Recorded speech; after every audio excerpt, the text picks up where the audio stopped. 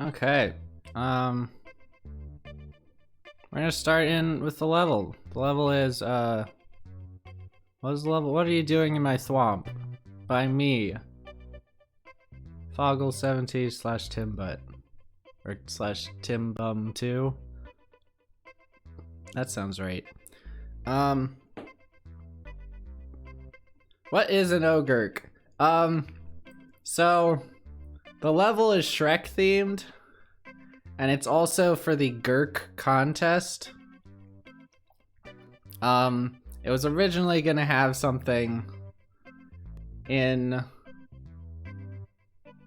the description about that, but it didn't because my first playtester didn't understand it, and then things ended up changing something. It's a troll level. An Ogurk is like an onion. People probably prefer a parfait. That was essentially the description originally. What is it? Ogurks are like onions. Most people prefer a parfait. So yeah, we're gonna do the explanation now. So the first room involves a lot of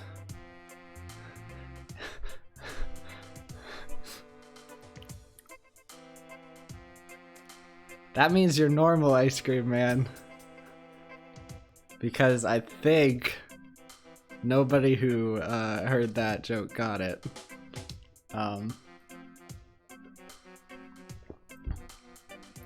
gonna start with the first room, which is a normal place to start.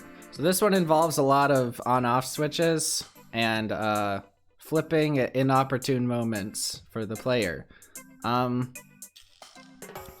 It starts specifically with this and then this.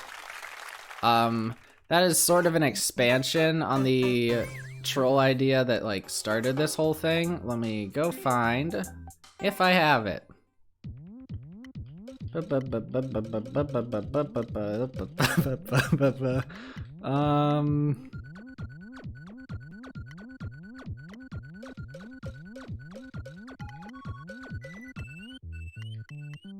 it in here?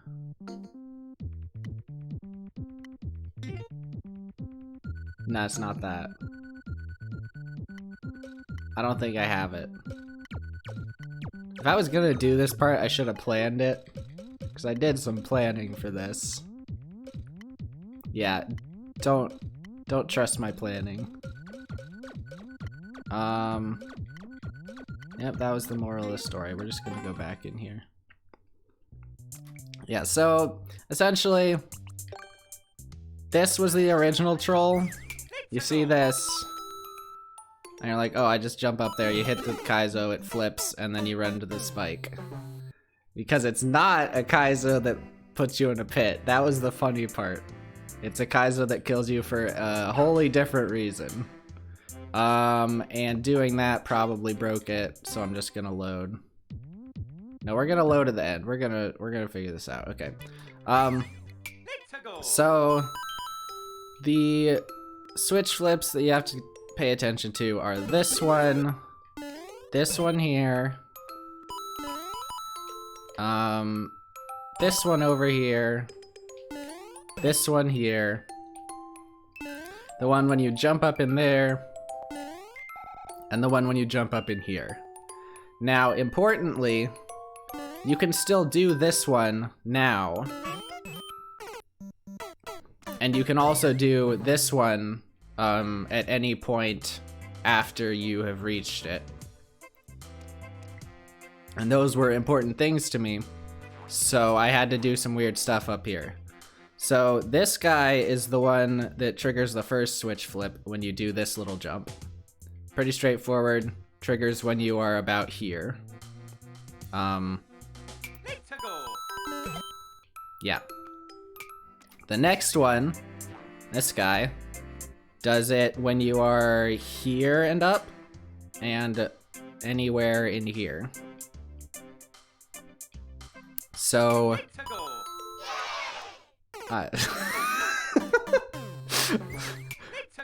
So you do this, it'll flip up here, and you do this, it'll flip in here. And it really is just this simple. An important thing for all the stuff up here is that they either die or they run off. They die, they run off screen, or they get caught on a conveyor and do not run into walls, because the noise would be annoying. So I have a blue block there, a red block here. This one, which triggers this thing, is an open block, so let me see how I want to do this. Does that work? It'll do that, bounce twice, and then leave, making no more sounds. Oh, and this is high enough that it only triggers when you go to right about here, which will trigger it and then flip it twice. There are a couple ways to get in here and actually hit this block, which does have a cloud in it. And those are, one, doing a really gentle jump and then re-grabbing the jump button so you fall slower. It's really hard to do and definitely not worth anything. The other one is to get up in there soon enough after this one triggers, after this guy hits this and turns it to red, that this one hitting this block does it before the cooldown of on-offs has ended, because when you hit an on-off, there's a short window where you can't hit another one, or where when you hit another one, it does not actually trigger the flip. So then this will hit this. This will be blue, or this will be an empty blue one. This will try to flip it to blue. It won't, and then it'll just run off harmlessly. And then you hit the block and you get a free cloud.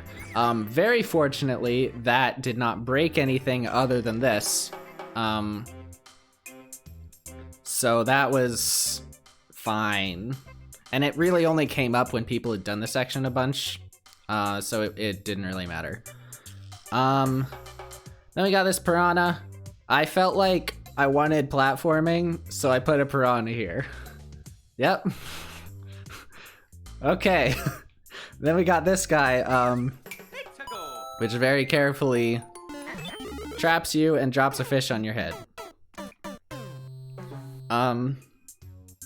So that mechanism is just this. This is directly over that block. And when it triggers, let's get some platforms here so you can see it good. Hello, Skull Candy. You drop. Ah, dang it. Despite using these spinies, I clearly don't know how they work. You drop, it will hit the on-off, hit the block, and go off noiselessly up to here, where it will wait until further commands are given.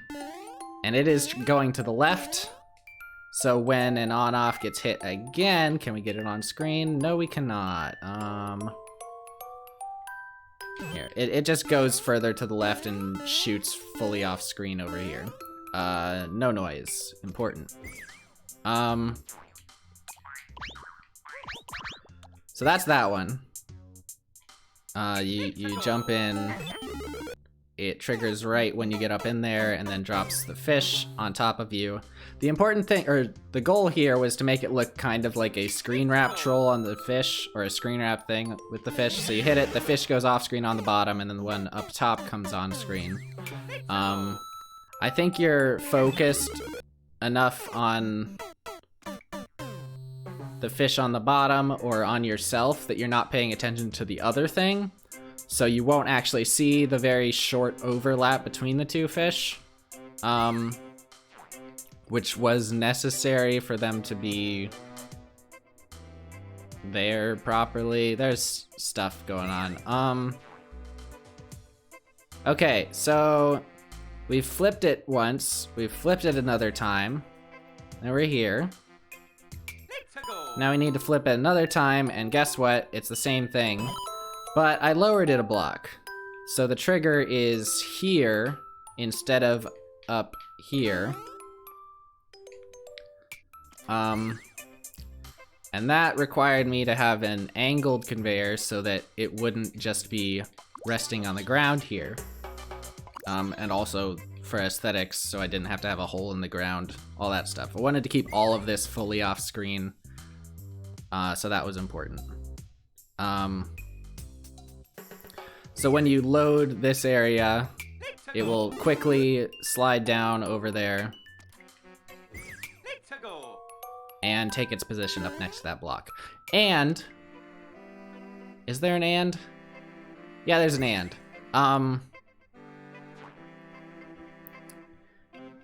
Because it's not loaded at the start, it won't get killed when this guy hits the blue, or hits the on-off for the first time and flips everything blue here.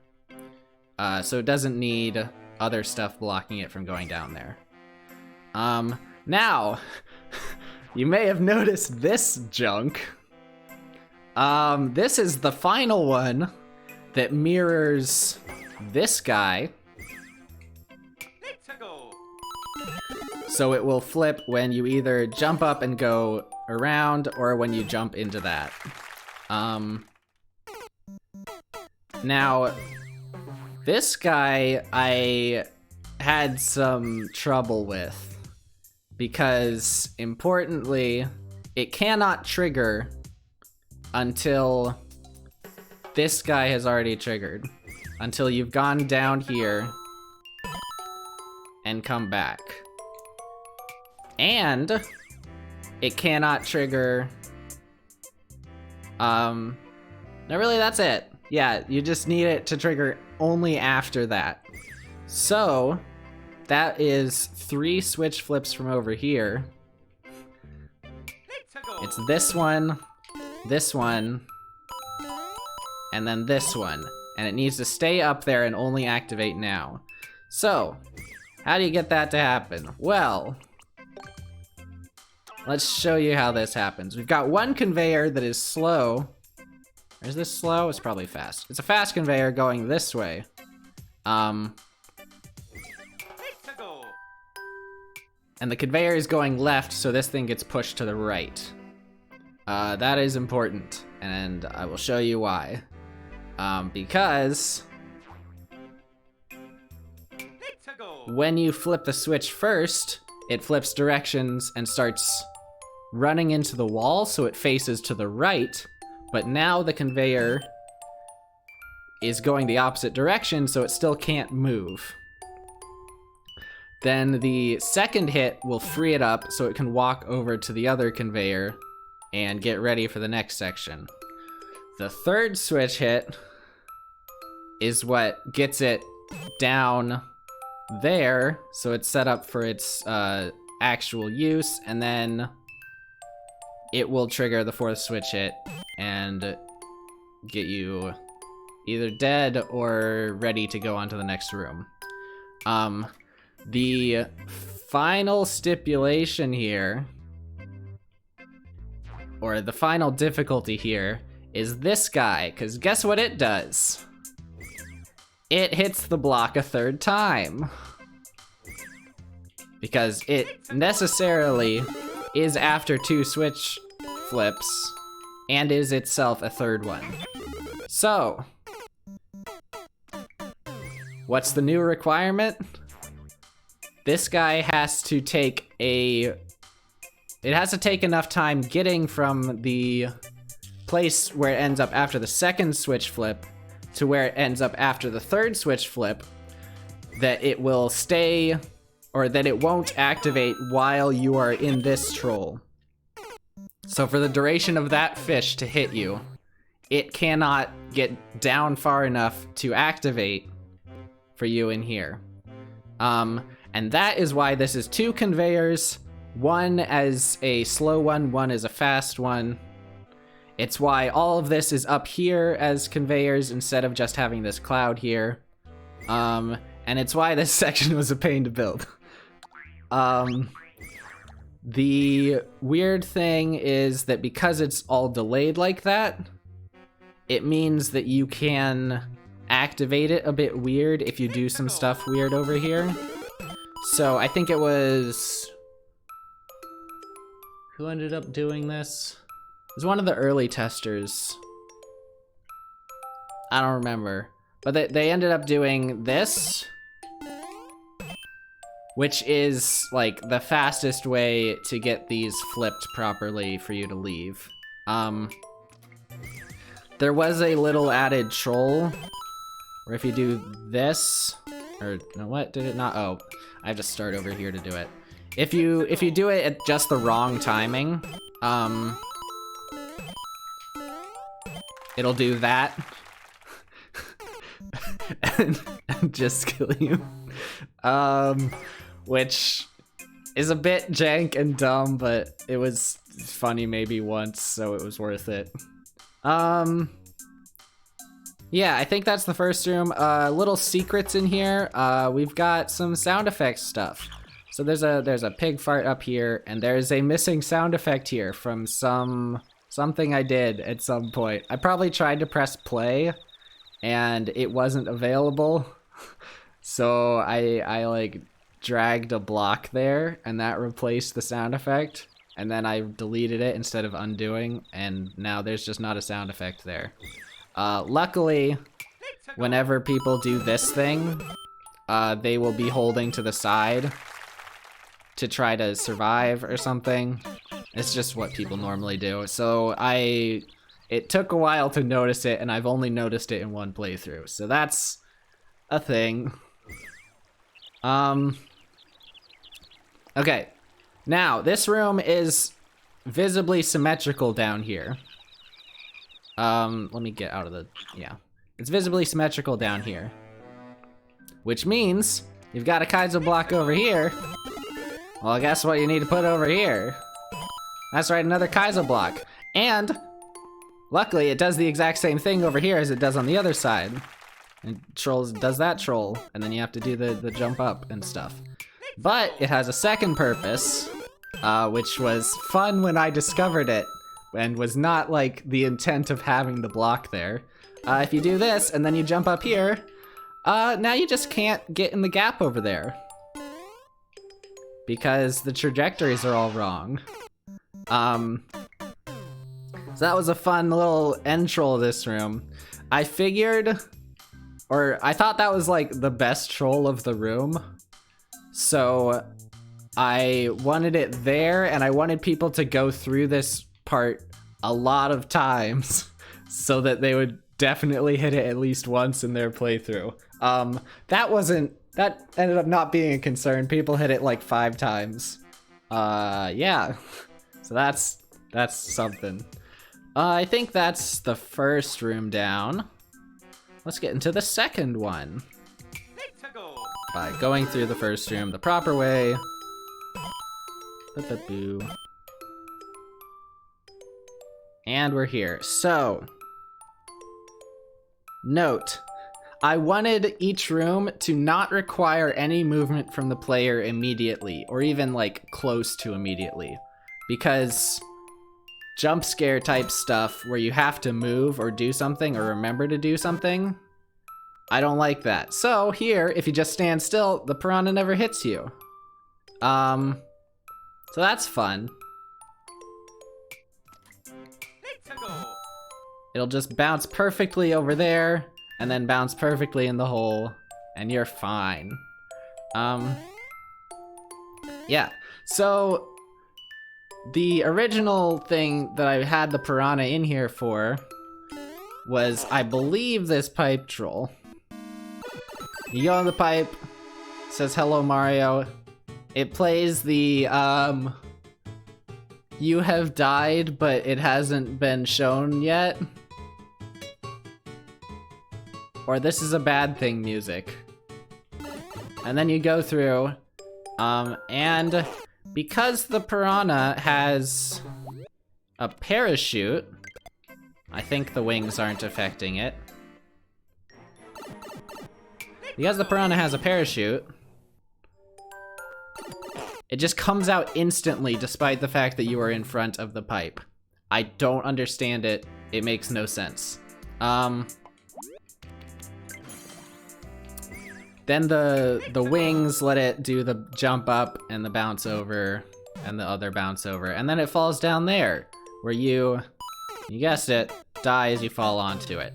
Now there was a fun one where somebody stood up here and then it bounces over and it bounces over and then they fell down and they did that. And then they also did this where they just went down and stood here for a while and then it fell on their head. Which is the other troll here. But I didn't expect to get both in that order on someone. So that was fun. I think that's it for up here. So, after falling down here, what have we got? There's a gap here. So what do you do? Oh, you want to jump over the gap. Oh. So this is a gap. You can actually make this jump. It's just like hard. And that's why I did it on the first try. But the idea here is there is cheese, or there is hard cheese. So it's difficult to do that jump. And it's possible to do it to fully avoid the troll. But trying to do that cheese and failing will always show you what the correct thing to do is.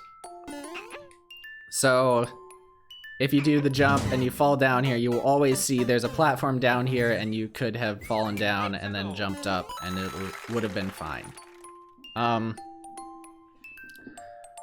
Also, there's an Amogus down there. Don't worry about that. That was a late addition and it was very important. Then I have these two Kaizo blocks. I feel like there's not much explanation with them. This one hits you into the pit. This one hits you into the pit. And then if you try to do it really safe and hit both, this one blocks your path. The truly safest way to do this, I think, is hitting this block and then going up around from the bottom, because that's a full two high gap to jump from instead of the one high gap that you have to do here. But both aren't too bad, so it's not really a problem that people had to jump from the top. It increased a frustration meter that I was okay with increasing. Let's say that. Then we'll move on. Okay, now for the best troll in the level, because it's really funny. We've got the bomb in this question block. Now, what are the parts here? So, you come in here. You see, or here. Let's do this from the start of the room. You get that bouncing over, you drop down, fall down, you jump up. Okay, so you see you've got a coin here, and you've got coins going over to the right. So, what everybody, or a lot of people did, is they will go over, collect both of the coins, and then come back to the block. Now what does this do? This means that the player is in the left moving direction.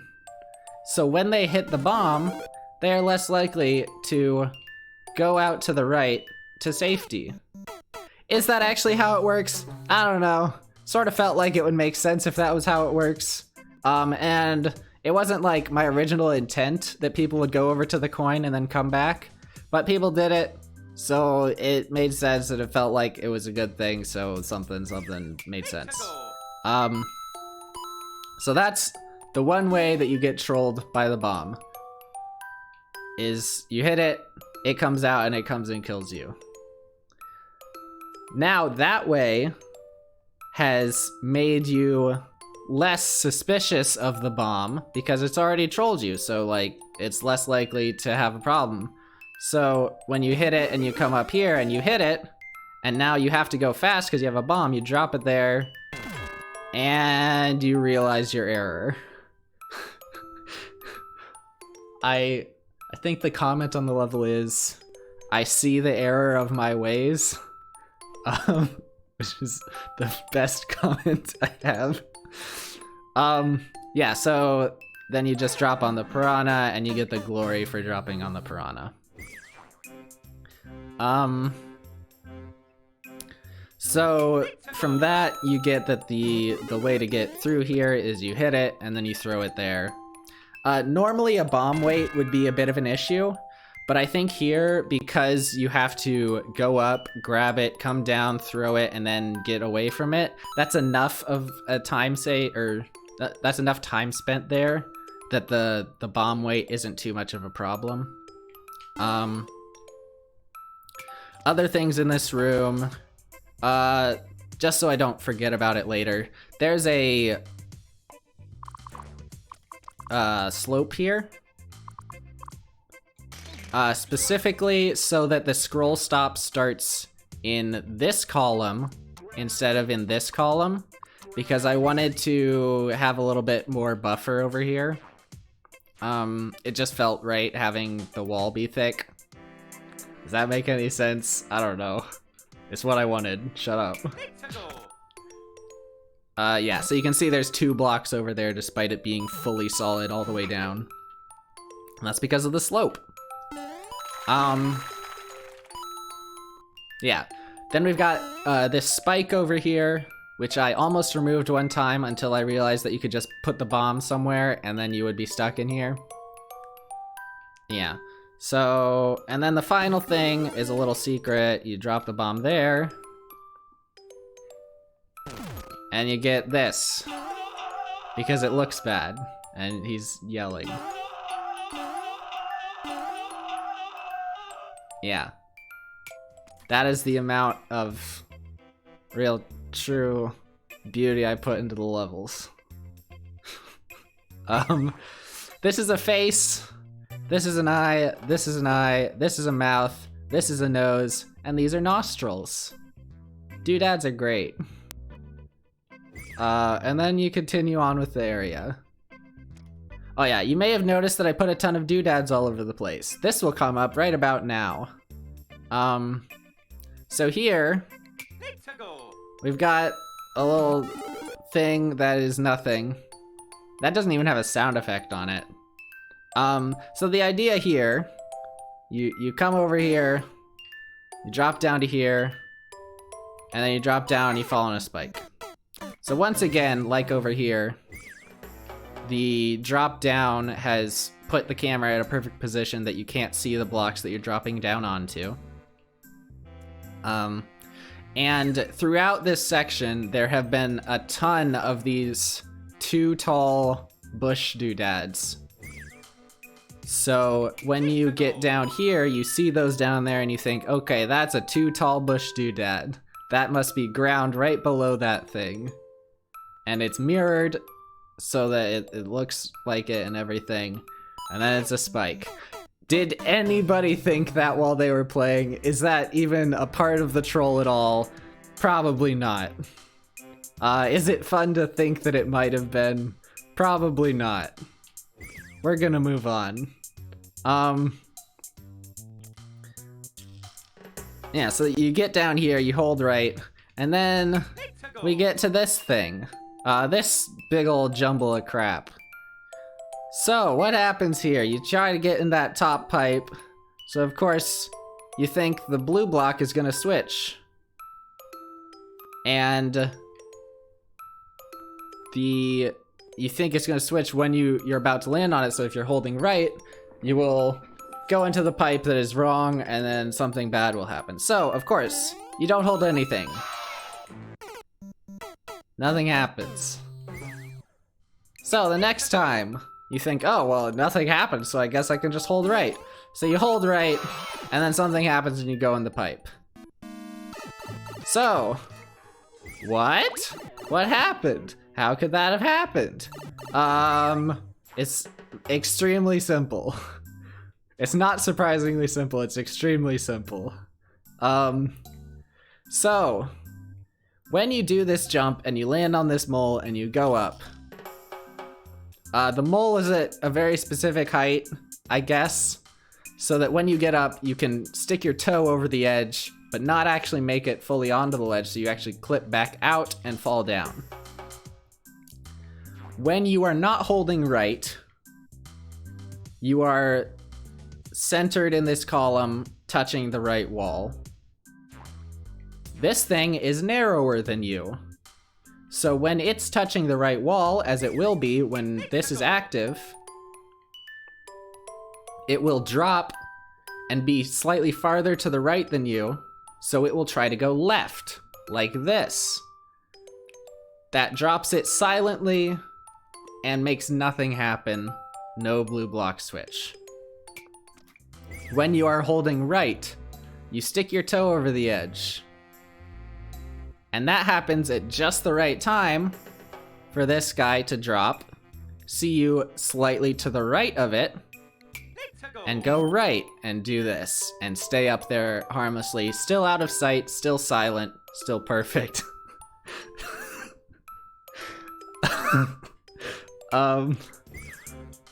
Yeah, so that's that mechanism. That's how that works. I think it's just a mole on top of a muncher that makes you get that height right. And then you go in here. This is a reference to a bad idea I made.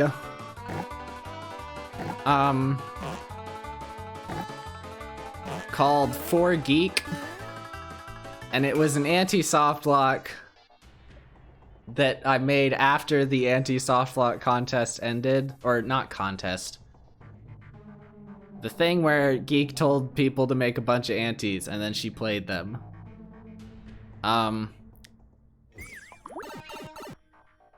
Yeah. Oh yeah, final thing here. There's a clip on Chichiri's channel. I believe it's the exclamation point pipe. That shows me playing the game and seeing something kinda like this, trying to hide a pipe. And it was the most obvious thing, and it was very funny to me. So this was just doing that, or a reference to that. It wasn't trying to match it because, like, something. But yeah, that's what's happening there with the saw. Okay, in here, this is just you trying to drop these donuts with, yeah, you're just trying to drop the donuts. So I'm going to try to actually do it in this demonstration video.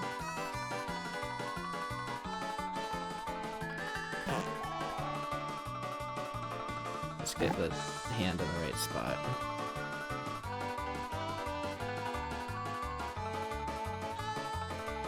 Okay.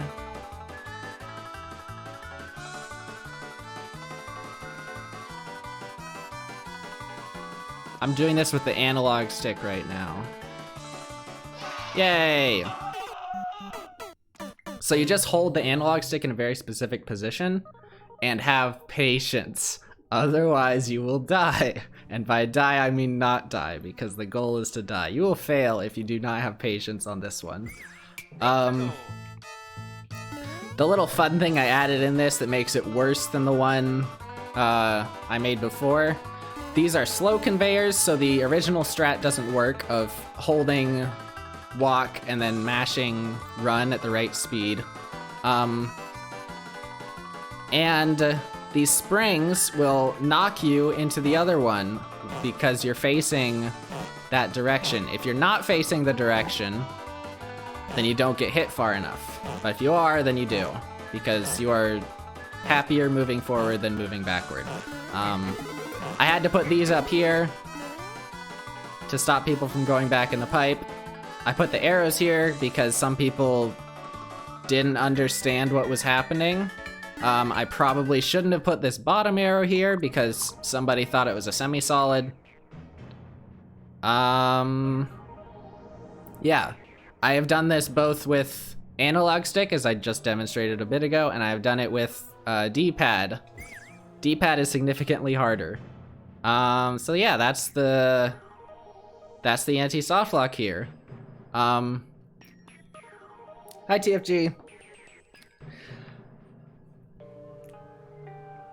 What was this? Yeah,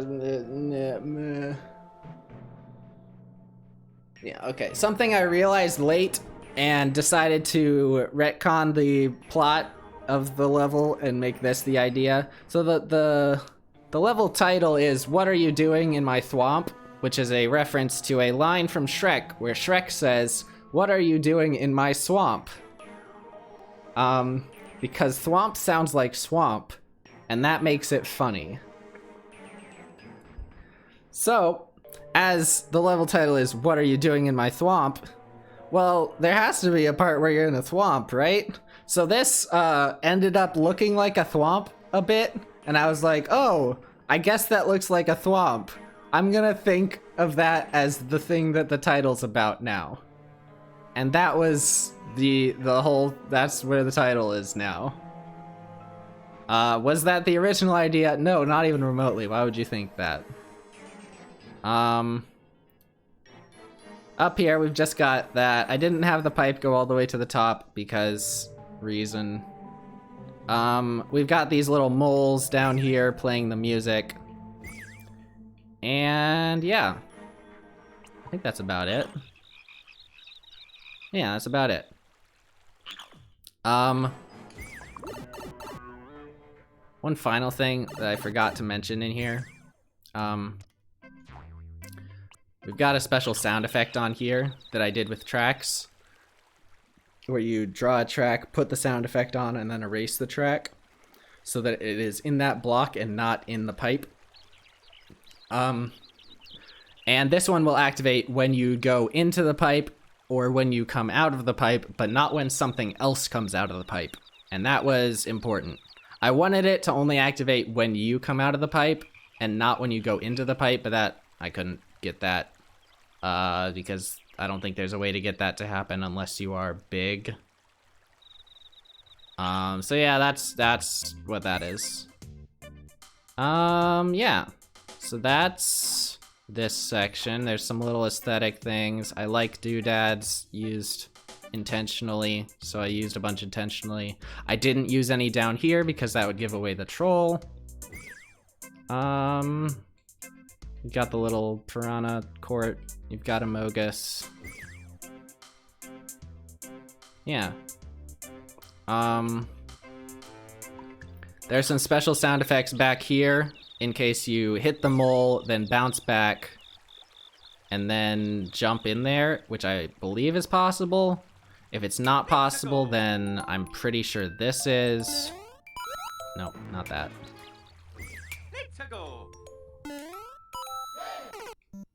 There's a way to bounce on the mole and then bonk your head on the ceiling here and then go behind here to hit those. It's a little secret that is incredibly difficult to actually make it to, so nobody did. And that's fine. Next. We come in here. I really like this way of making a vertical pipe vertical pipe exit like this not re-enterable, is to just have a bullet bill or a bonsai bill here, and it's just blocking the pipe. I think originally it was either a fish or a blooper or something. Yeah, and they all you put it like this, you don't take damage, and you bounce out. And it's nice. It's one sprite. It's symmetrical, or no, not symmetrical really, because the mouth's over here. It looks good, and isn't two things. Yeah.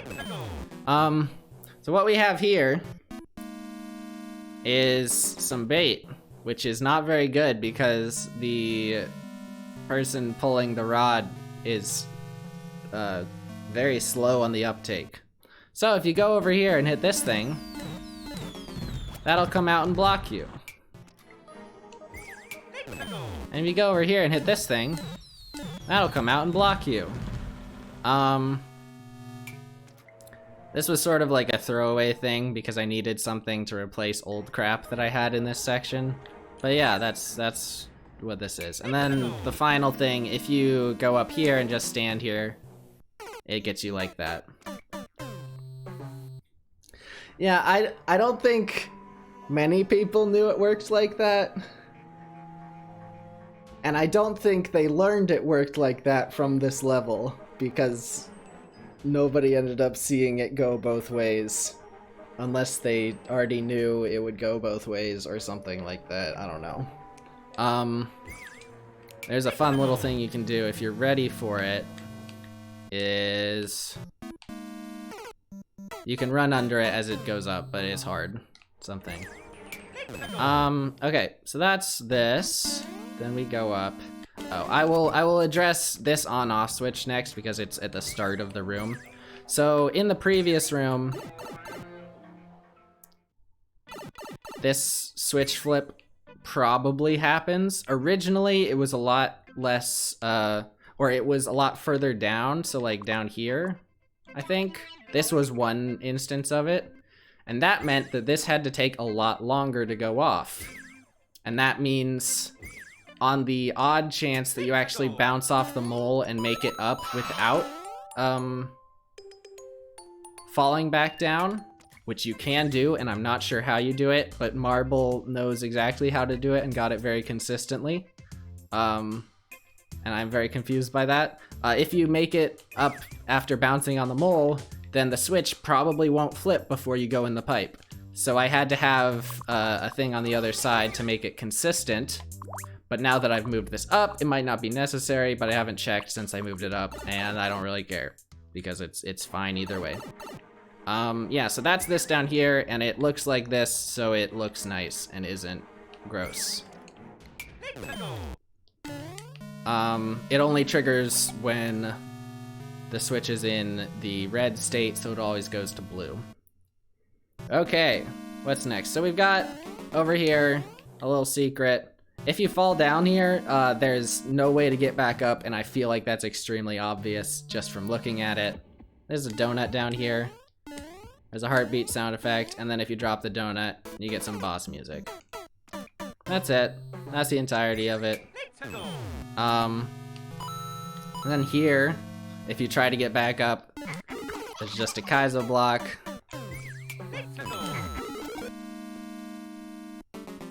We don't ask questions about those. And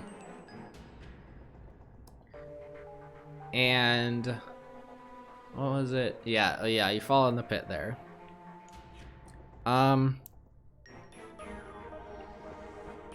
Next up, we have this mole and piranha combo. Okay, I need to start this like here. I'm gonna start it there. Okay, so you see it, you get this coin, and then it starts going, and then that goes up.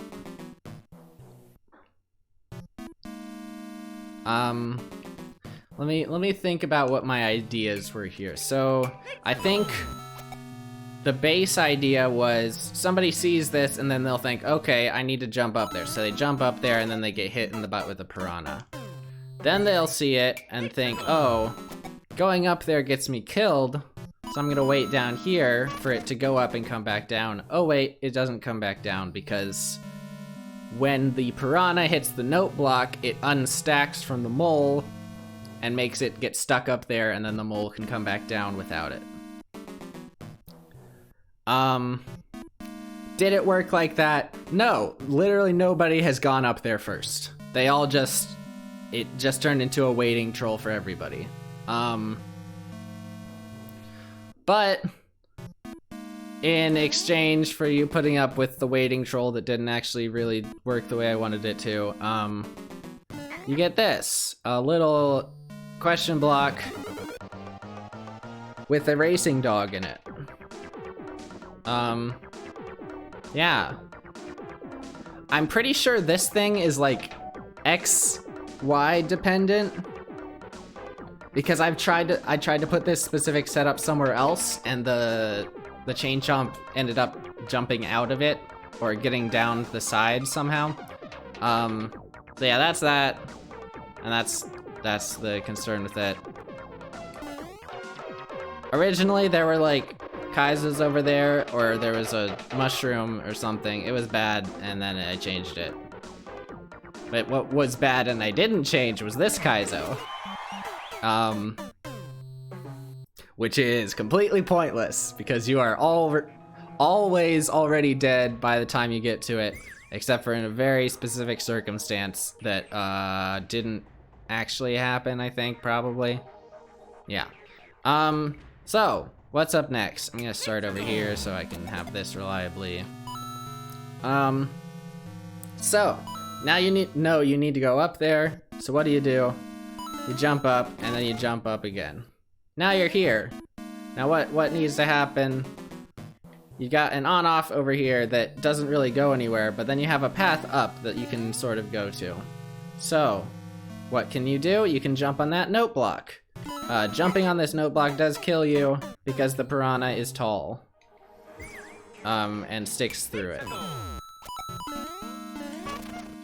I think, let me try this. I think there's a way to land on the note block on the very edge that you don't actually get hurt by the piranha plant. Not sure what it is. I think it works. It's not too much of a concern. The one thing that is a concern, or no, let's continue with it. So you hit it and it kills you, but if you have the on-off switch flipped and these blocks are here, then bouncing on the note block, or then there will be a way to bounce on the note block without going down with it, because you'll be stopped by the platform. Actually, let me start here. Aw, dang it, okay. Let me start here. Let me start here and demonstrate this, because this is where I want to start. So you flip the switch, and then you can do this. And now you will bounce on it as much as you want. You won't die to the piranha. If you do end up directly in the center, you die to the piranha. And that happened to a few people, and it's a bit frustrating, but not much I could do about it in this state. So, knowing that, or not knowing that, but due to lack of options, thinking that hitting this on-off is the only way to move forward, you will want to go hit the on-off switch. And seeing this mushroom over here, you may think, oh, I need the mushroom to do that because I'll take damage, which is not right, but also not a problem to think that way. So, you come over here, and you're ready to hit the switch and get the mushroom. So you do it, and you like hold right or something, and then a fish falls right there. Alternatively, you go in here and you see this thing here and think this fish is gonna fall, and that you can't get out to the left fast enough, so you hold right to dodge that fish. They all push you into this fish, and none of them worked very well, because very few people actually got hit by this fish. Yeah. So that's fish. Oh, and I have to start this room from over there because the fish gets spawn blocked if I start over here. Or, yeah. Because it is in a clown car. Yeah, if you were to get the mushroom in this situation, you would be soft locked. That is correct. Except you wouldn't, because there's a fish. And the fish would stop that. I planned for it. You can't fool me. Okay, it's nothing. So you hit this, and then you go back, and you dodge the fish. Now, you can go up using this note block. Everybody didn't know that it was just how it worked, which totally makes sense because I'm not sure why I knew it. So they would come over here very gingerly and then do this and bounce on it and then go up. Like, that didn't happen. They'll go up like bounce a couple times and then go up like this. Or something like that. So that is the way they'd go up first. Then they would be a bit more comfortable with it. And some people would run from over here to hit the note block. So when you're running like this, you have momentum to the left. So what would you want to do then? You would hit that block and die because there's an invisible block there, and yeah. And it flips the switch, which makes you drop onto the piranha plant. I thought that was okay because it was a bit more than a regular Kaizo block troll, because it actually does something that turns the non-pit into a pit. I think there's some who would disagree with it not being a regular Kaizo block troll, and I think that's okay. Hi, Abaton and AJ the Maker. Welcome. And yeah. Okay, so the way that I intended for people to get up there is they would run into the block like that and they think, oh, I can't come over from this side, so they jump over and they do this. That was how I did it, always. I saw nobody do that ever. They would always just like do the really gingerly way to just bounce here and go straight up. Which was fine. It wasn't like a problem for most people. Some people would do the running thing and then hold right, which ended up working. I think it was all okay and not too bad. I'm not sure, whatever. Stop asking me about it, Mom. Yeah. So, that's the fairly on the correct path solution to get up there. Now, why did I specify that so much? It's because there's one path that gets you up there a lot faster and skips a ton of that crap.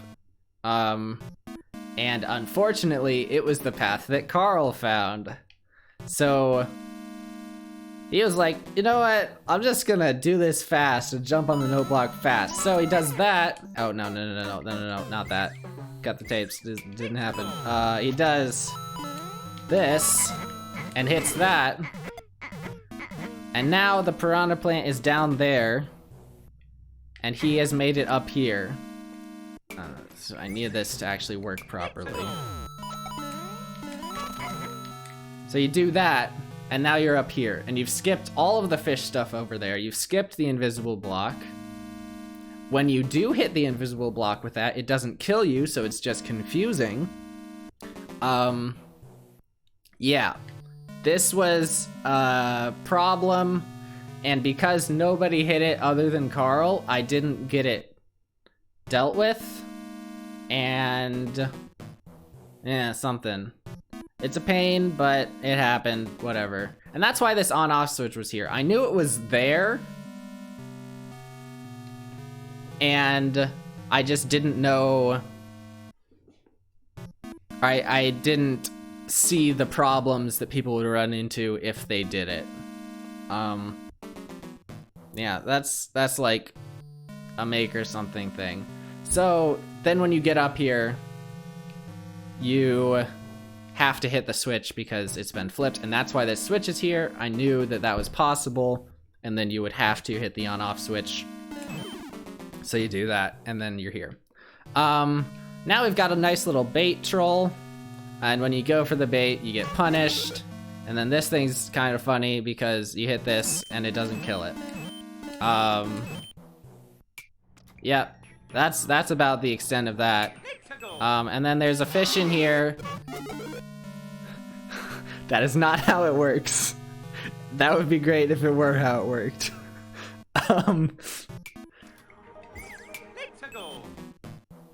there's a fish in here. I thought that if people were trying to hit this block and trying to avoid that invisible block, they would be running to the left and thus less likely to dodge the fish. I was proved wrong about that by everybody who hit that block and dodged the fish, which was pretty much everybody. So, whatever. It was never meant to be, like, meaningful or hit a meaningful number of people, so that's fine.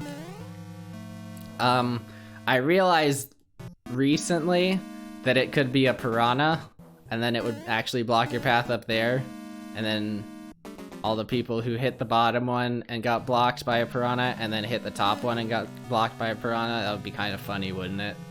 But it was too late, something contest, couldn't change it, whatever. Yeah, so then you continue. Now, are you ready for the most confusing icicle in the game? It's this one. What could possibly be so confusing about this icicle? Well, I think the really confusing thing is it's directly over a block. So you do this, you break it, and now, despite having broken it, you don't see it dripping, so you think that you can't drop it. A lot of people got very confused here because they thought they didn't realize they could drop it again. Or maybe not confused, but locked into doing this part really fast. Because if you break it, then you have to get out. Yeah. Because they didn't realize that the ones that you can drop by standing on are the same as the ones that you can drop by being under. Or maybe they didn't realize that you could do it from a block next to it.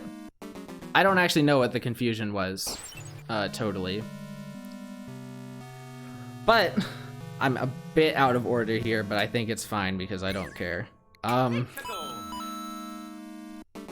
need to flip this switch. We have to start here. Okay. But the reason that you need to hit it, or you need to go back through it, you drop it, you go down here, you go in here, and you think, oh, something will come out of that note block. It'll go over and hit the on-off switch. Then I can just go to the left, and it'll all be fine. You can't. You can't. You can't do that. You can't go to the right. Can't go to the left. This is without holding jump. This is with holding jump. You just get your foot over the lip like you did in the last room with the mole. So what do you have to do? You have to do a big jump, hit that, and you get the classic anti-soft lock music. Now, this looks kind of like a one-wide Boo Dance area, which, as is very well known in Mario Maker 2, is not possible. The thing that makes this different, however, is that little sticking your nose out thing. As you can see, the Boo up there is turning around very slightly, and I think this, yeah, it very slowly makes it down if you do this. It's a bit faster if you do the hold jumps and then hold, and you jump all the way up. Yeah. So this is a really long thing where you bounce up and down, and it comes down, and that happens.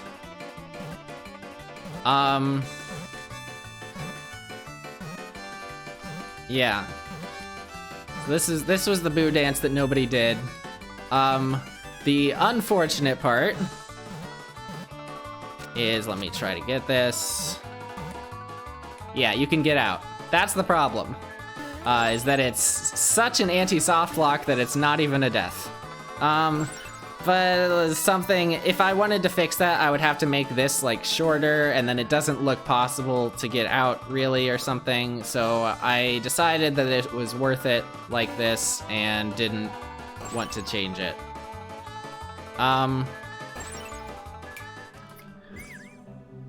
The reason I didn't change this into a donut is because people thinking that the icicle wouldn't fall was funny.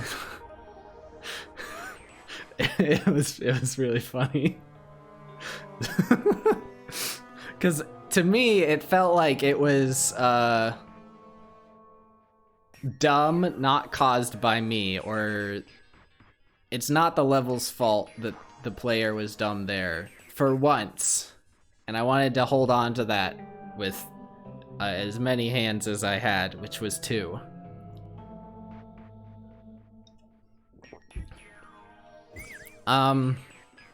Yeah, so that's this area. Originally, this one-way wasn't here, and this was bad or something.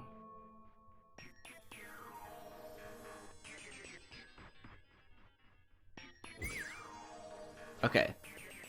Hi, Shade Kitty. Bye, Shade Kitty.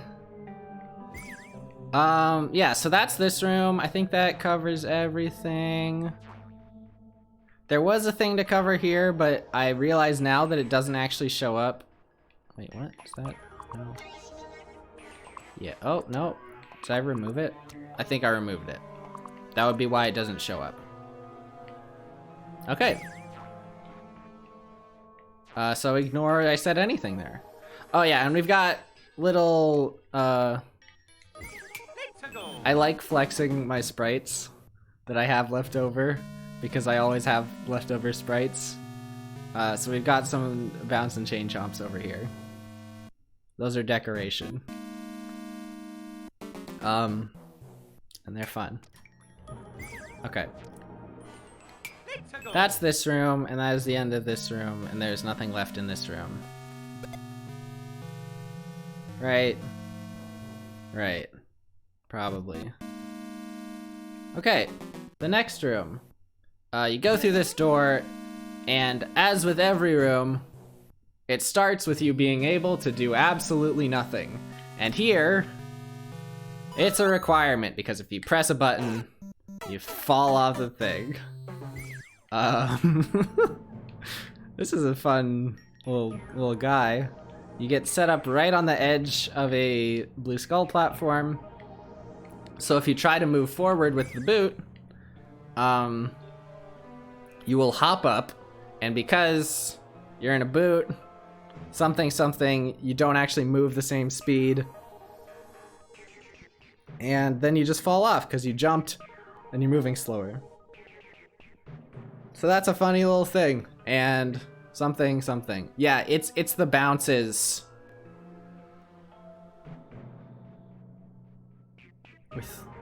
Yeah, because with a pit, you'd have to do it with a pit because dry bone shells can just swim in the lava. So yeah, that's this thing. Originally I had the door higher and I didn't have this one way behind it.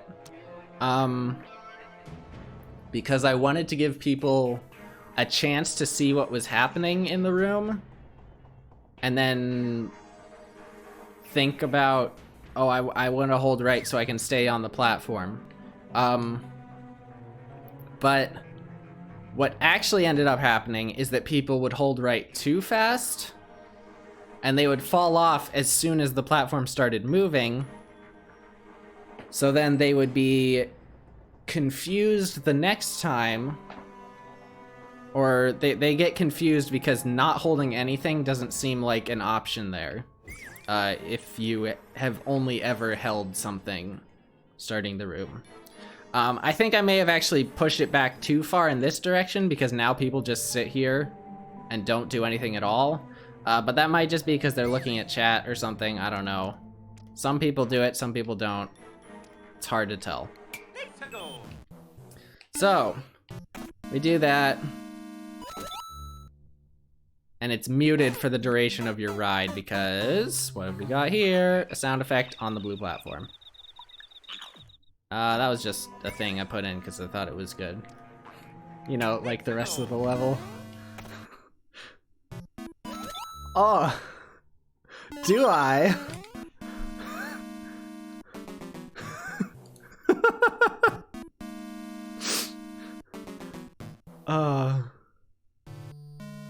Thanks for the spam. Okay, yeah, I have to start this room from the door, otherwise weird stuff happens. So, after that ride, what happens? You jump out, you get up. That's it. So you're in this room, you see coins all over the place. To the right seems like a bad spot to go. So maybe you don't go there as much. You climb up here, you look up, and that falls below you. And now you're bouncing on it, and you can't get out. And you die on the icicle. So, what's going on up here? We've got this icicle that hits this note block, and this note block which hits this spring, and this spring which phases right through this icicle because that's how icicles work. You can push stuff through an icicle by having a note block over the thing and then hitting the note block downwards. Yeah, that's really all there is to that one. The weird thing is that it was sort of hard for people to tell when it was gonna happen, because it's not actually how high you are on the vine that matters. It's how high the screen goes. As soon as the note block goes on screen, as soon as like the very edge of the note block is on screen, this icicle will start dropping. And I mean, that does require you to be high up on the vine, or high enough up on the vine for the icicle to be triggering, so it wouldn't work if you were like low on the screen and then had the same thing. But that, I lost something in there. The note block being on screen is the indicator to tell you that it's going to drop. And then, yeah, so you just have to get down from the vine, because while you're on a vine, you can't grab anything. So you climb up, see the note block, jump down, and now you have a spring. Fun little thing is this block, which does this, brings it over, brings it back, and puts it there, and now you can't get in there. I think that one was a bit of a mistake. Some part of it was wrong, because what ended up happening was, people would hit that after already failing in some other way. Or, no, what happened? Okay. They would either hit that after doing the next troll, or they would hit that and then run over into the right section, and then the spring thing falling under them would happen when they had already gotten trolled. So it ended up being like 2 trolls in the same life, which makes the impact of one or both of them lessened, which is not great. So that happened here. Maybe should have gotten rid of the question block. Who knows? Something. Okay. The next thing, which is after the bomb, the second best troll in the level, is now you have a spring, and guess what? You've already been trolled by the spring, so you don't think the spring is a troll anymore. So what do? You throw it against the wall, you jump on the spring, you hit this, and now the spring is blocking you from continuing, and you did it to yourself.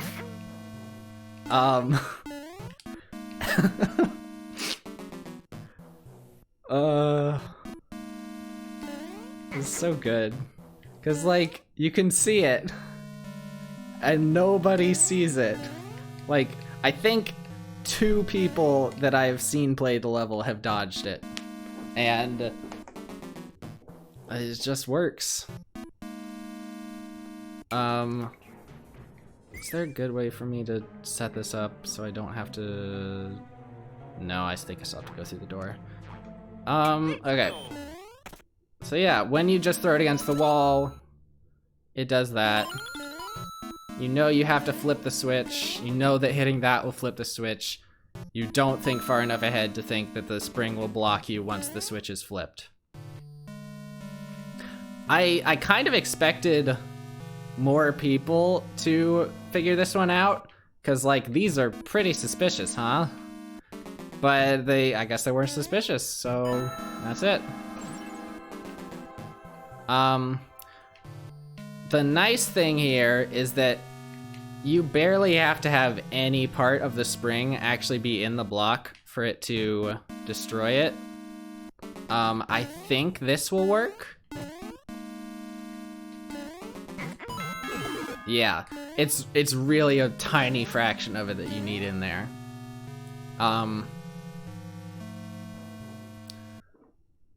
I think there was one person who destroyed the spring on their first time, but then thought, oh, I probably needed that spring to continue with, so I'm going to put it against the wall next time.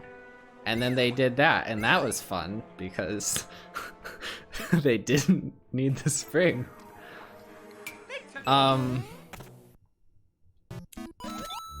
There are a couple specific things here. Like there are 2 blocks here because otherwise you could put the spring here and then with a good running jump you can bounce off it and get in there. The ceiling is low, otherwise you could put it even farther back. I think that's it. Well, it'd be real awkward if there were like a spring jump way that doesn't put the spring there.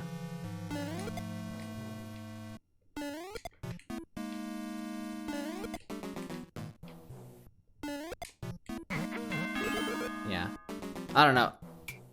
It doesn't seem cheesable yet, so I'm gonna assume it's not cheesable.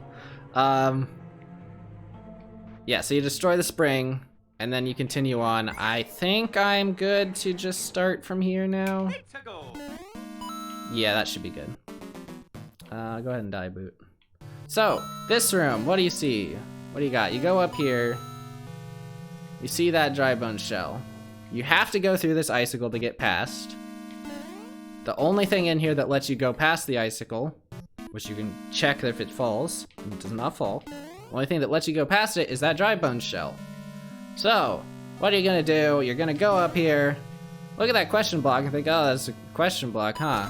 Why is that question block? Oh, and your dry bone shell has been destroyed by the fish. This is a fun fish. I like this fish. It is designed to destroy your shell. The really fun part is the people who grabbed the shell, came down here and did this,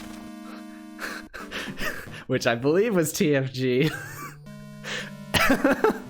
And it still hits because the fish has a very convenient trajectory that I didn't plan.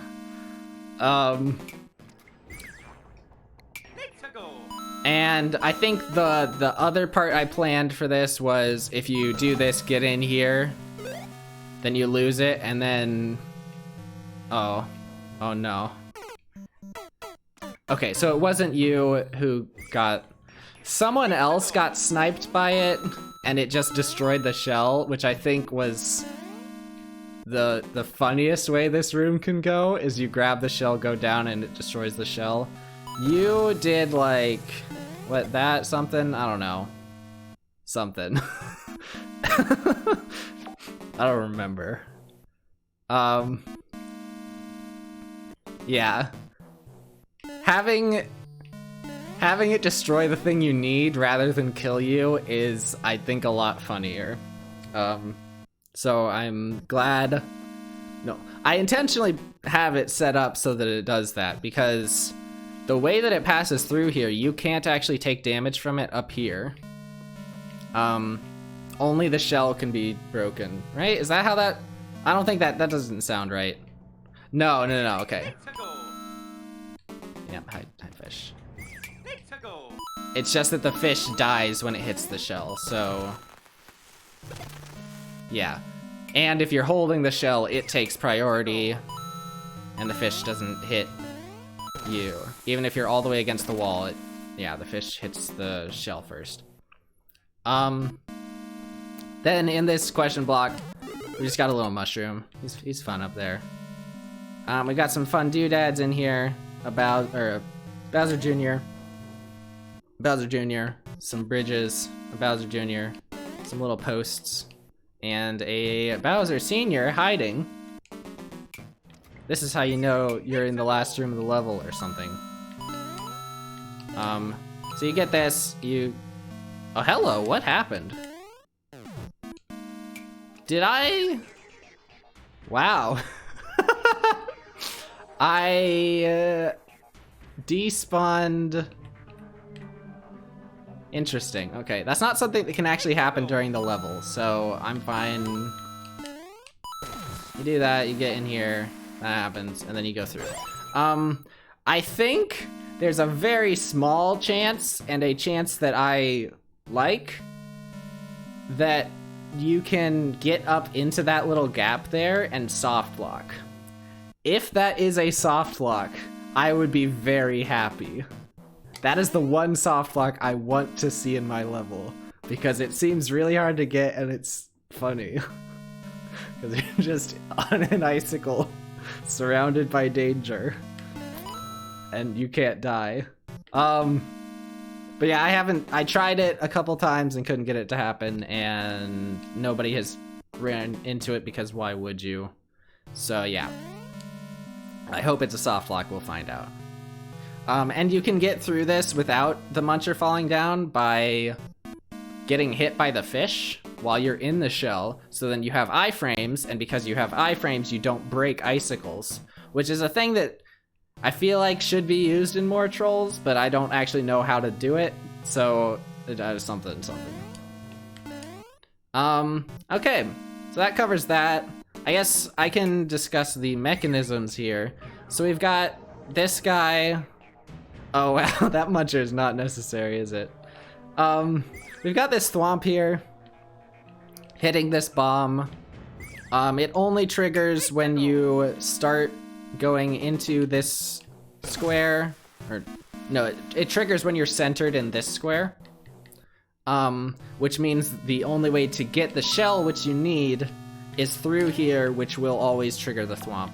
So that's how I guarantee that the door opens when you get the shell, and you're not just stranded over here and confused or something.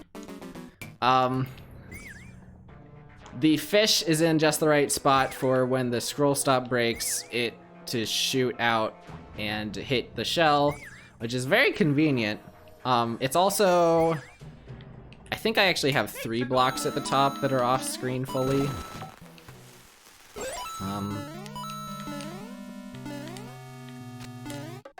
Nope, not that one. Yeah, so I've got the slope and then the one above the slope are on screen. Oh no, it's 4. That's better than I thought. I guess this room was taller before. So yeah, the fish is fully off screen and it destroys the shell, and that's that. This muncher is here from an earlier version of the level where the last thing you did, you would go into a pipe and then come back out of a pipe. And I needed the bomb to not fall down and run down this and do weird stuff, so I had to put it on top of a muncher. No longer necessary. Yeah. This is how the Thwomp works. Blows that up, you get some sparks. The sparks are a bit distracting, so the fish can come and hit the shell. Okay. Next bit. There is a mushroom. Now, regardless of whether you trust the mushroom, there's a very safe way of looking at it. Of like, thinking about if you're gonna take it. So you can come over here, you can drop the donut, and see that you can't actually get this mushroom. You can't actually get it. It's all in your head. So it's like, oh, what was even the point of that? You come down here. What was even the point of that? Okay. And then you just continue on, and you die to something over here. Something. Don't look. Okay. So then the next time, you think, oh, I didn't need that mushroom at all. Why would I go over there? So then you drop down, and you die to the reason why you go over there.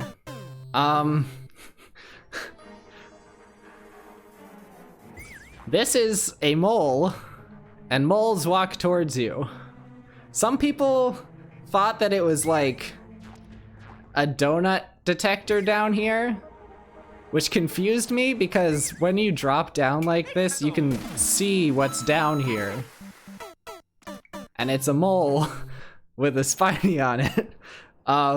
It's not very complicated because I made it and it wouldn't be.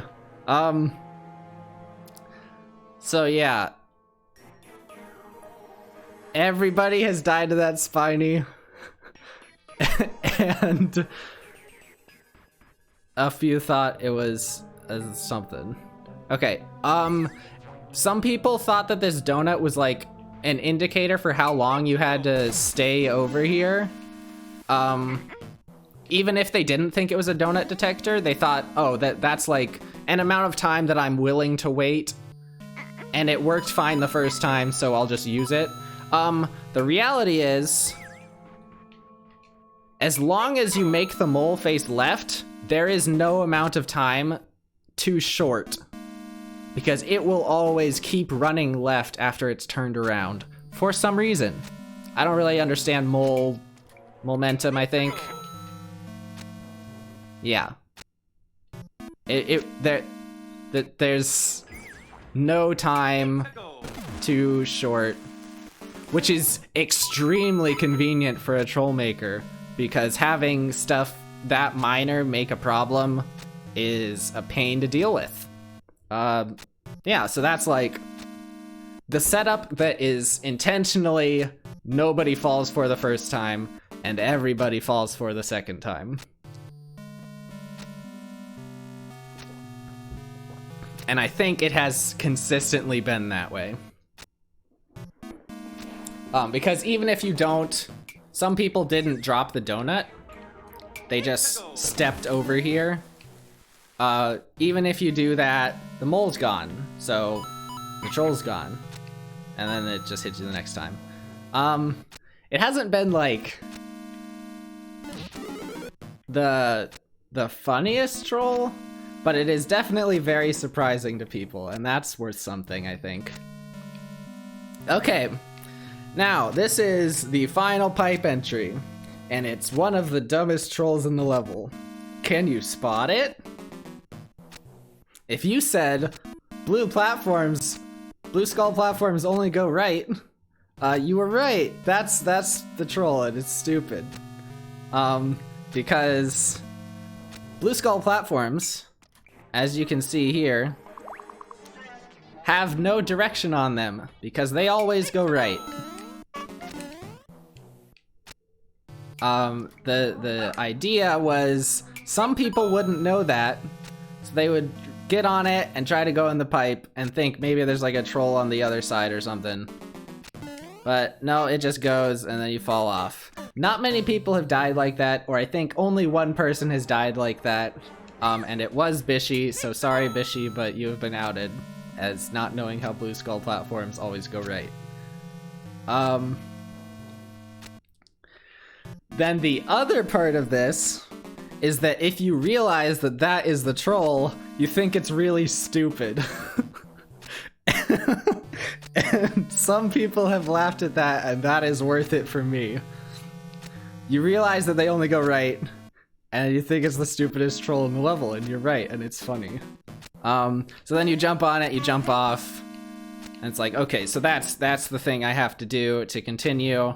So then you jump on that, it goes right too, you jump off because you're scared, and then it turns around before actually being any threat of dropping you into the lava, and now you're stranded over here. I don't know what the original troll idea here was, but that was like a happy accident. So I don't really know what I was doing. There's a Kaiser block here with a 1-up in it. And yeah. The weirdest thing that can happen here is if you jump on this. Nope. If you jump on... Oh, do I actually have to load this? Maybe I have to load this. Maybe I have to load this right. Let me try loading this right. This will be quick, I swear.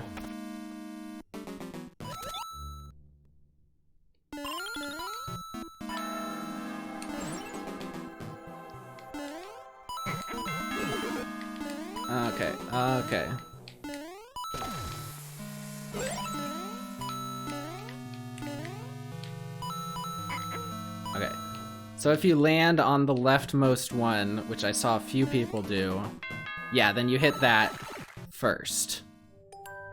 Is that a loading thing? It'd be really weird if that were a loading thing. I don't know. It's probably a loading thing. Okay, so that takes you through the pipe. You stand on it and you go through the pipe. And you get the yay sound effects.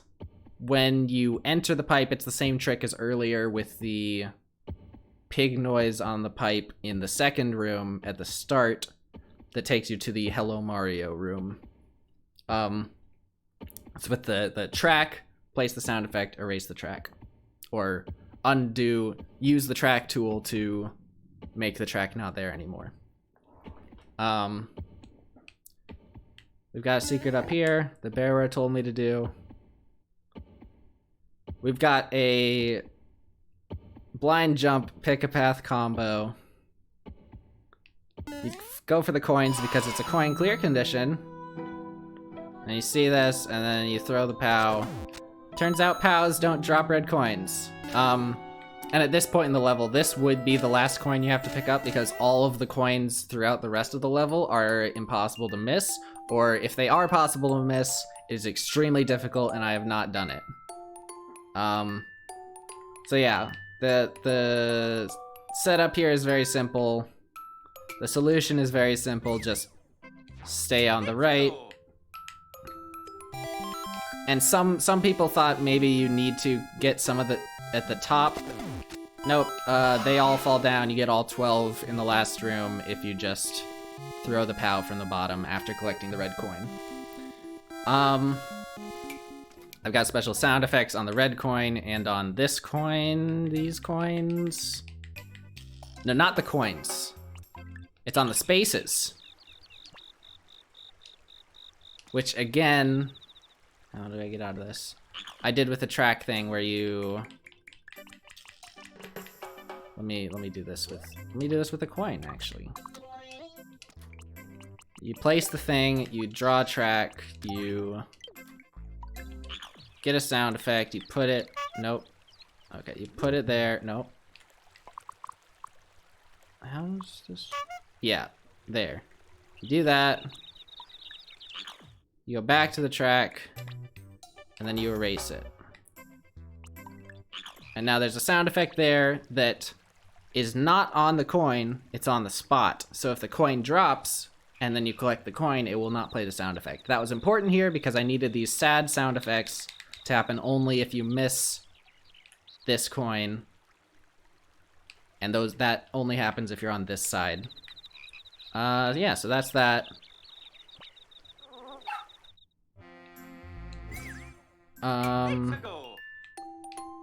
Yeah. The POW throw kills both of these munchers, which both lets you go left and into the death here, and lets you go right when you have collected the ending and Mario wants to walk off screen. I really like it when levels let Mario do his thing at the end of it and either go into the castle or just walk off screen in this. It's just a nice thing. I don't know. It's nice. I like it. I don't have to explain it anymore, shut up. The reason this guy's here is because if he's not, then what you can do is just drop the POW, and now you can't get the POW, and now you're soft locked. So that's why that guy's there. Then in here, we've got, in case you didn't get the red coin, you've got the ante in this room, which is this ante again. Oh, but guess what? The Thwomp Squad's on the way. Interesting thing about these Thwomps, when you put a sound effect on a Thwomp like this, it won't play if it just comes on screen like that. The Thwomp actually has to activate because it has an activation. And that means that these Thwomps will never play sound effects like that, what is that one? Drama? Danger? Something like that? So, how do I get the sound effect to play? Well, there's an extra guy back here that has the sound effect on it.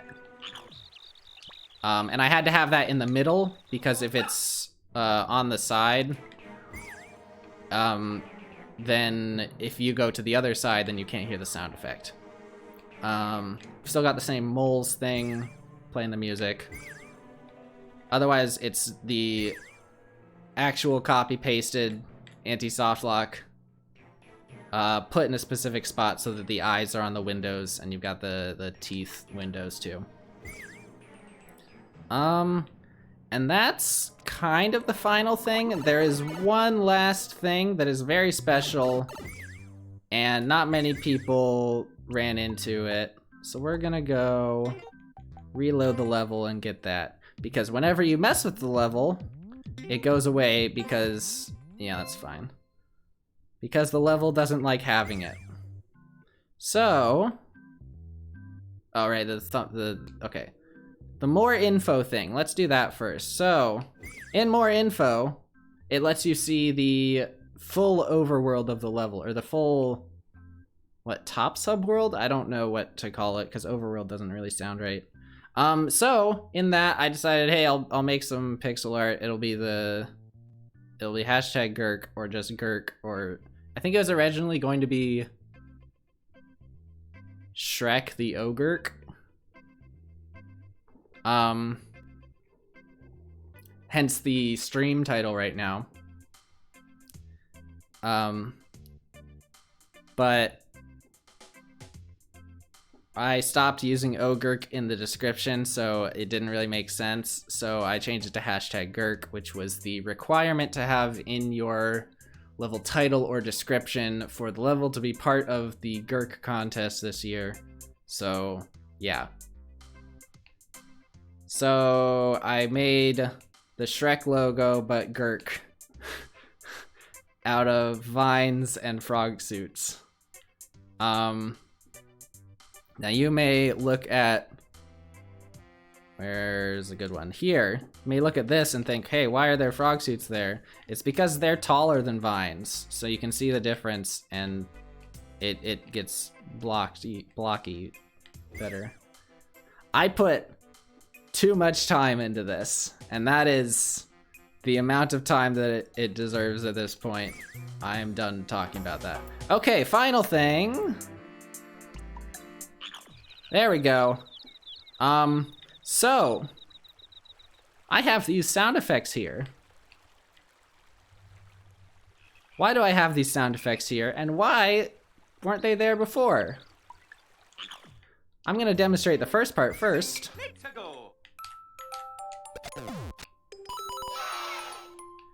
So if you play this level normally, you'll do that, and you think, oh, I have to get the red coin, I have to hold right next time. Okay, I'll go run in this pipe now. And you'll experience 0 of the sound effects. This is almost intended. These sound effects are related to the imagery. This beautiful pillar and this lump. Because if you jump on the lump, it hurts. But when you touch the pillar, that's good. Don't jump on the lump. Touch the pillar.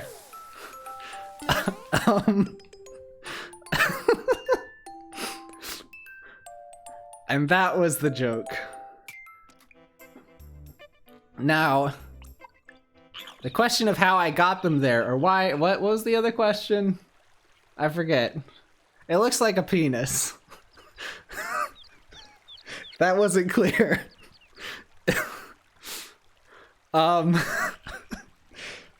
Okay, how did I get those there? Or why didn't I show them before? Why did I have to reload this stuff? Watch this. They all go away as soon as I place something. I undo that, and they're back. Whenever I place stuff, they go away. So, how did I end up getting them there in the first place? Because if you try to place sound effects in that spot, it will just put them on the Thwomp. Yeah, hi Antelope. This was a good time to come in. How did I get them there when they would just normally go in the Thwomp? I will demonstrate this over here. Place Thwomp. If you were paying attention there, you could have seen the sound effects go away. Place as many sound effects in this area as you want. You can tell I'm a troll creator by the sound effects I have pinned. Go back, and then give that Thwomp a mushroom. That's it. It doesn't destroy the sound effects. Then you place another Thwomp, it destroys all the sound effects and doesn't let them be there. So, there's your learning today. And it was very important, so I could have an elaborate, imagery. Yes. It just wouldn't be realistic without those sound effects. Yeah, I think that's the entire level. I don't think I have anything else to say. Let me figure stuff out.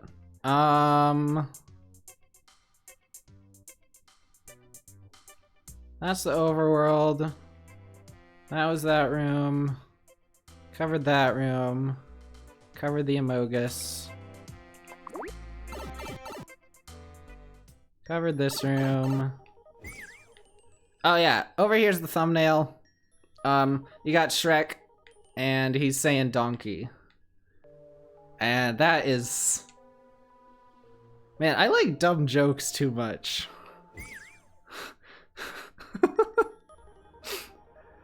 This Hello Mario thing is a reference to a video that may not even be a meme. It might be a meme, but it might not. Yeah, it says donkey. And he's got a pipe for a nose. And there's a frog suit coming out of his nose. But you can't actually see that in the thumbnail. But it's funny, so it's there. Very luckily, this frog suit doesn't bounce high enough off of this cloud for you to see it from up above. It's like, it goes halfway into this block, which is just low enough for you to not be able to see it from up here. Oh, you can actually see it. Huh, okay. You can see it from up there. It's very small and hard to see though. So that's why I didn't think you could see it. Yep. Over here, I spent a lot of time getting this room lined up just right, or getting both of these rooms lined up right, so that the windows in the background would be in spots that don't suck. Like this is lined up perfectly for this starting section. This is lined up like decently well over here. This one kind of sucks, but whatever. This one, I needed it here because otherwise it would look weird here. Or if it was half sticking out. And yeah.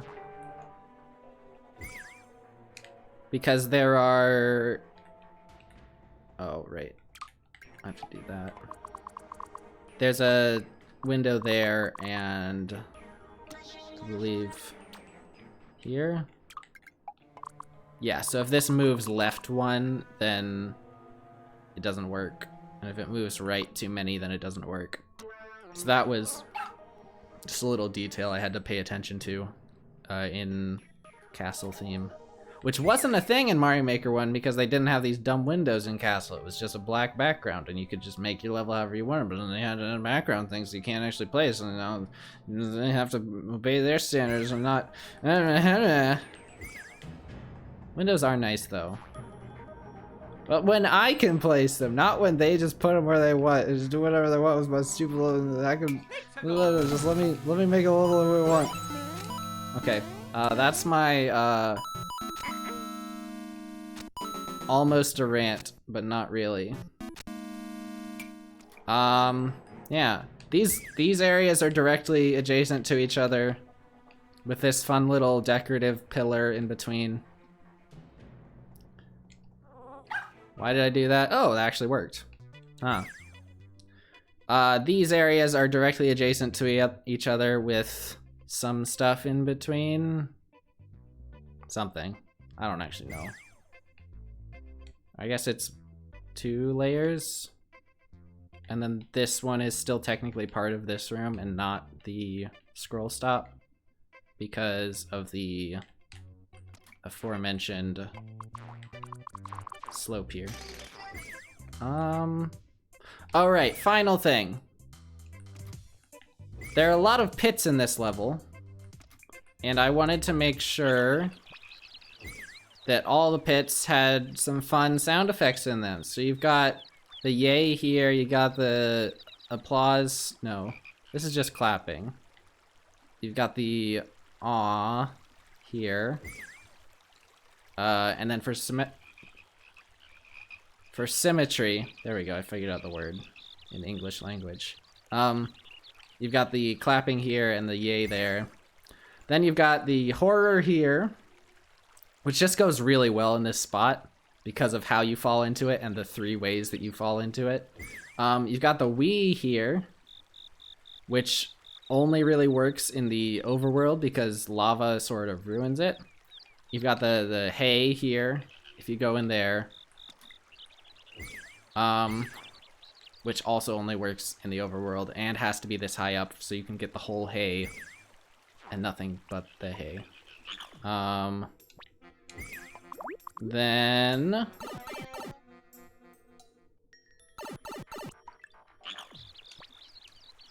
we've got the Bowser in this pit, which is actually on the donut so that it would play properly. You've got the laughing in this pit because the only way to die to it is something... You have to be jumping back this way, which is not helpful. And there's a stupid Kaizo block that makes you fall into it, which is... just makes it really dumb. This one is Kathunk.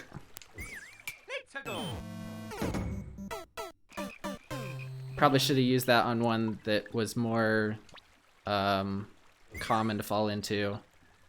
Then you come back. This one is the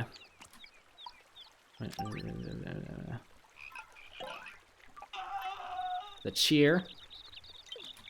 And pretty much only happens when you hit this block and fall down, or if you jump bad, but that doesn't happen too much.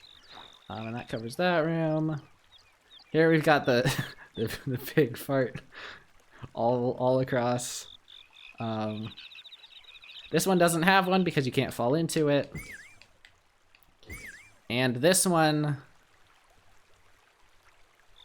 Right, these are entities, which means you can't do the track trick on them because they appear in front of tracks. Something like that.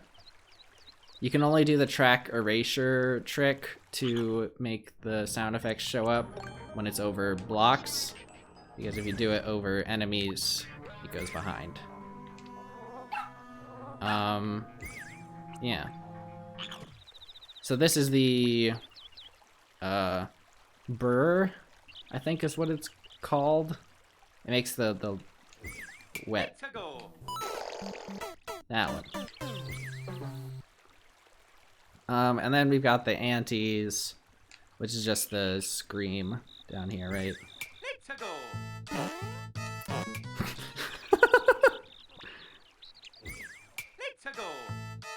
This is not gonna work.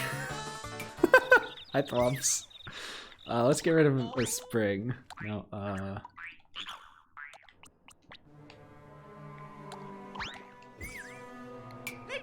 There's a yay on the donut, and a scream on the lava.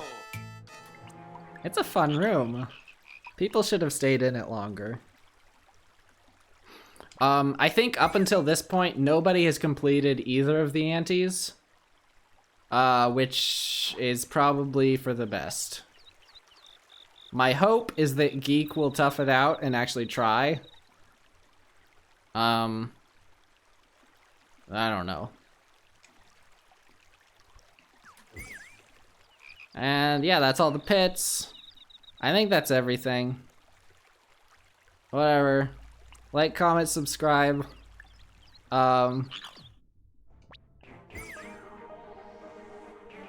I don't have a Patreon.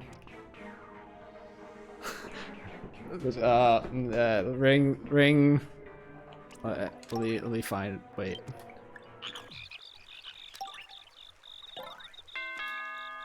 Ring the bells. Oh wait, I'm doing this so bad. Ring the bells. And that's it. Okay. Yeah, I think that's the end. So I'm gonna say this is the end of the explanation video. Done. Okay, I've stopped recording. Now you can say things and they won't be in the recording. I don't know what that means, but yeah. It's not like they would be in the recording anyways, because I don't have my chat on screen. I didn't have anything else I wanted to stream today, and I have other stuff coming up sometime soon, so I'm gonna just raid somebody. And this ended up longer than I expected because I always end up talking about things. Why did I choose SMB3 theme? I can explain that. I've already... Dang it, I'm doing stuff late. Something... Dang it, okay.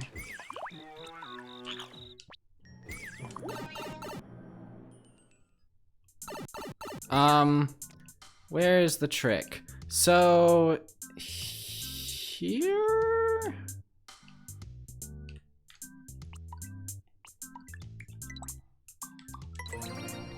Okay, so... For the bomb thing in the second area, I needed to do... I needed you to be able to grab a bomb.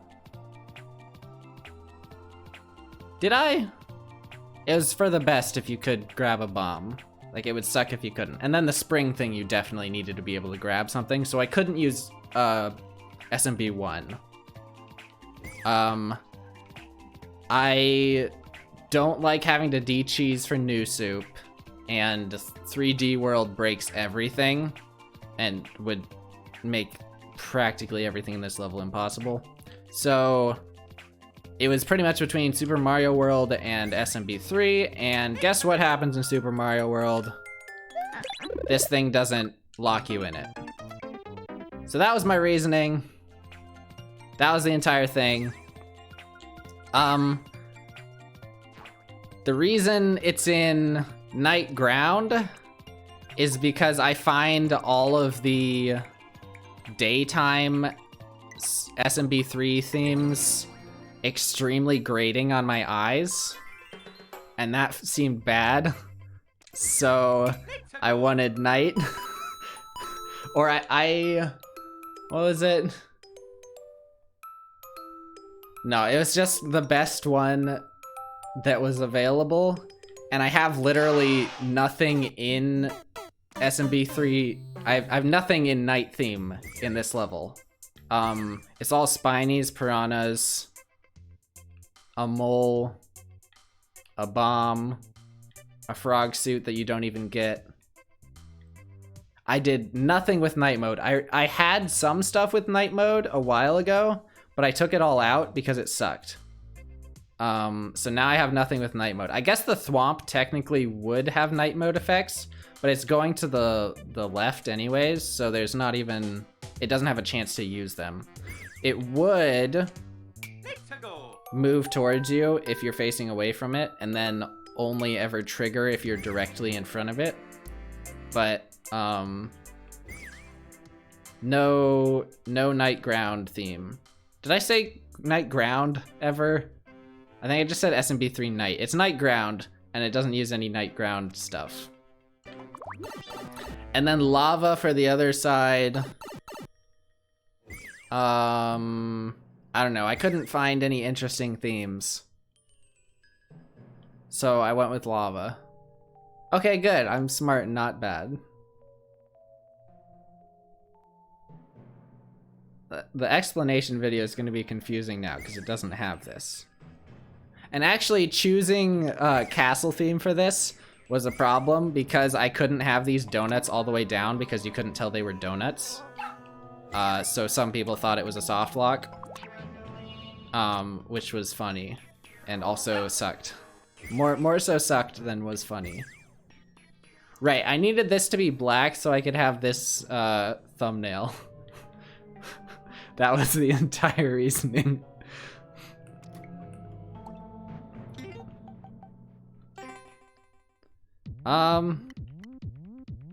Yeah, frogs help with the thumbnail. Okay. The title is the thing Shrek says in the movie Shrek, except with Thwomp replacing Swamp. Because he says, "What are you doing in my swamp?" when all of the fairy tale creatures have been exiled? That doesn't sound right. Evicted and sent to his swamp. Because Lord Farquaad is a NIMBY. And then the description is a Lord Farquaad quote from when he is telling the combatants in the castle, in the arena, that the winner will go and save the princess. He says, "Some of you may die." Or is that right? That's something close to what happens. "Some of you may die, but it's a sacrifice I am willing to make." And that's like the inflection he does. So I changed it to cry because, you know, people don't die when they play trolls, but they do cry. And that's that. And then it's hashtag Gurk because it's in the Gurk contest, and then it's version 7 because there were 6 versions before it, not including version 0, which was not played publicly. Only Wilfred got to play that one. Okay, and there's the extra explanation that isn't going in the YouTube explanation video that I'm eventually gonna put up there.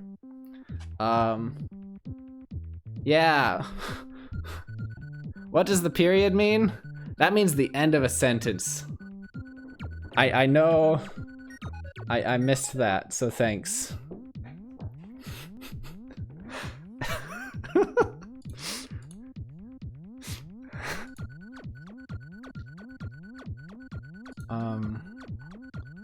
And now you can go put all this stuff on movie details. Oh! The person I banned earlier DM'd me the same thing. That's fun.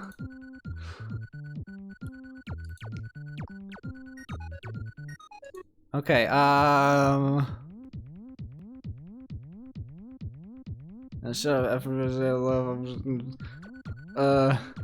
the problem is then I'd have to download, like, see, I did the recording locally for the early stuff, and then I stopped it, very foolishly. Then I'd have to download it and, like, do video editing to get that last bit. And it would be lower quality, something. I don't wanna. Or I could just download the thing and then do the whole thing and put that stuff. It's probably worth it. But it'll be highlighted here. I tell people to come here for the bonus content that they've been missing. I don't know. I don't wanna.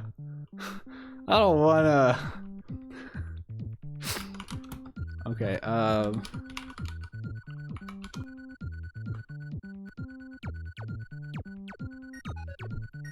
we're leaving. Should I go in? Oh, wait, what's happening? This is an ad? What? It's very hard to tell that this is an ad. I think they just got pizza. No, it's DoorDash, apparently. Hello and welcome to my ad for DoorDash. I am DoorDash. Give me money. Thank you. I think we're done here. I'm stalling or something. Have fun with Demise and say this is the raid message. Nailed it. Okay, bye everybody.